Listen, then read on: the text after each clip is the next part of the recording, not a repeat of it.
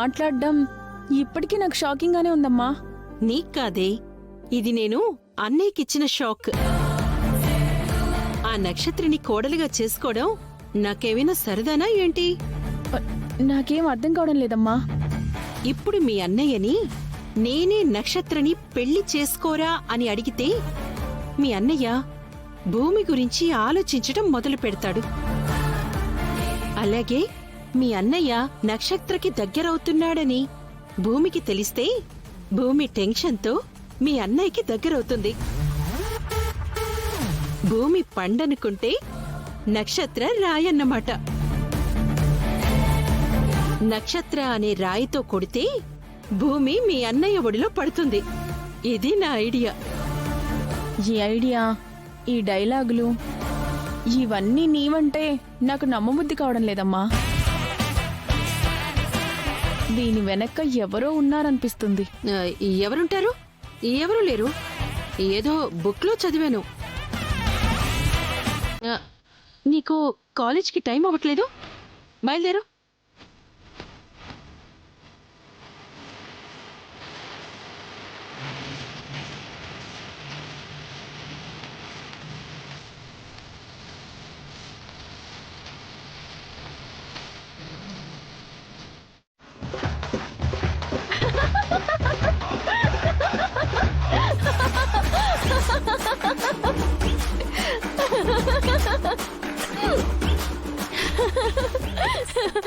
ఆయన వచ్చి నిన్ను హక్ చేసుకోవడం ఏంటా అనుకున్నాను.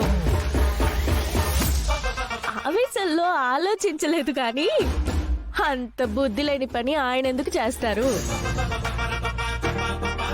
అయినా సరే, ఆయన బొమ్మనైనా సరే నువ్వు టచ్ చేయడానికి వీల్లేదు. ఈ ఫేస్ ఇక్కడ ఉండడానికి కూడా వీల్లేదు. ఏయ్ చేతి, అది నా బావ ఫేస్, నాకే సొంతం. ఈరోజు ఆ ఫేస్ ఫోటోగా ఉంది, రేపు నిజంగానే ఉంటుంది. ఈ బొమ్మే బాబాయ్, రేపు నిజంగానే మేం రొమాన్స్ చేసుకుంటాం. అప్పుడేం చేస్తావే? అది జరగని పని. ఆయన నా పర్మిషన్ లేకుండా కళ్ళకు కూడా రారు. ఒక్కవేళ ఆయన వచ్చారని తెలిసిందో ఇద్దరికి తోలు తీస్తాను. నా బావ నా కల్లోకి రావడానికి బోడి నీ పర్మిషన్ ఎవరికి కావాలి? బావని ప్రేమించుకోమని మా మమ్మీయే నాకు పర్మిషన్ ఇచ్చింది. బావతో నా పెళ్లి చేస్తానని ప్రామిస్ కూడా చేసింది. పర్మిషన్లు ఇవ్వడానికి, ప్రామిసులు చేయడానికి ఆయన మీ అమ్మ కొనుక్కున్న ప్రాపర్టీ కదా. మీ అమ్మ చెప్పినట్టల్లా ఆడతారు. మరి మా మమ్మీ ఆడమన్నట్టు ఆడకపోయినా మా అత్తయ్య చెప్పినట్టు వింటాడు కదా. నన్ను అత్తయ్య పెళ్లి చేసుకోమంటే చేసుకుంటాడు కదా. శారదా అంటూ చెప్తుంది, ఈ ఉత్తమ జాతి పనికిరాని దాన్ని పెళ్లి చేసుకుని పాడైపో బాబు అని. ఓ, నీకు తెలీదు కదూ, బావతో నా పెళ్లికి నిన్నే శారదత్తి ఒప్పుకుంది.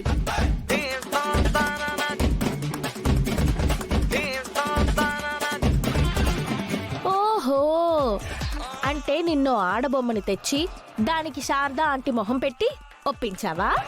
అన్నిటికీ బొమ్మలు పెట్టి ఒప్పించినట్టు ఊహించుకునే పిచ్చిదాన్ని కాదు నేను. నిజంగానే నేను మా మమ్మీ గోరింటాకు వెళ్లి బావతో పెళ్లి గురించి అడిగాం. అత్తయ్య ఆనందంగా ఒప్పుకున్నారు. నా మాట మీద నమ్మకం లేకపోతే వెళ్ళి గోరింటాకునో మా మమ్మీనో అడుగు. వాళ్ళు కూడా నాకు ఫేవర్ గానే అబద్ధం చెప్తారనుకుంటే తిన్నగా వెళ్ళి మా అత్తయ్యనే అడుగు. అవును, నక్షత్రని మా గగన్కిచ్చి పెళ్లి చేయడం మాకిష్టమే అని మా అత్తయ్యే చెప్తారు.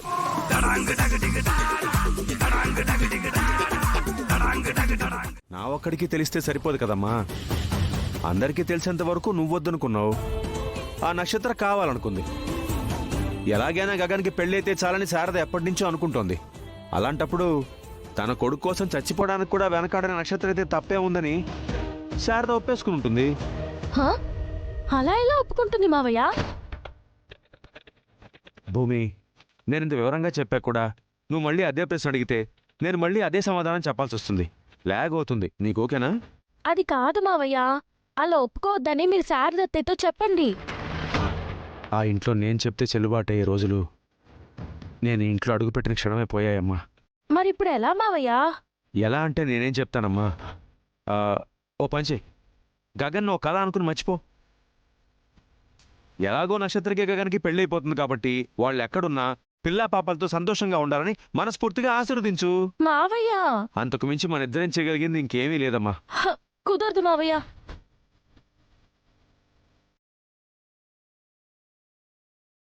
భూమి, కుదరదు అంటే కూర్చడానికి ఇదేమన్నా పూలదండేంటమ్మా? జీవితం.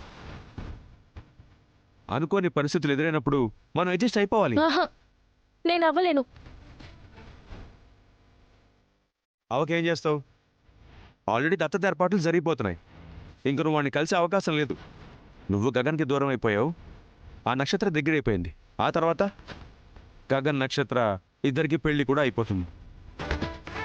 మావయ్య మీరేదో ధైర్యం చెప్తారు, ఆయనకి దగ్గర అయ్యే మార్గం చెప్తారు అనుకుంటే ఇలా భయపెడుతున్నారేంటి మావయ్య? భయపెట్టడం కాదమ్మా, జరగబోయేది చెప్తున్నాను. అలా జరగకూడదు మావయ్య. నాకు ఆయన కావాలి, నాన్న కూడా కావాలి. భూమి, అలా కుదరదని చెప్తున్నాను కదమ్మా. ఆ, కాకపోతే ఈ దత్తత కార్యక్రమం ఏమైనా ఆగితే నువ్వు వాడిని కలిసే అవకాశం ఉంటుంది.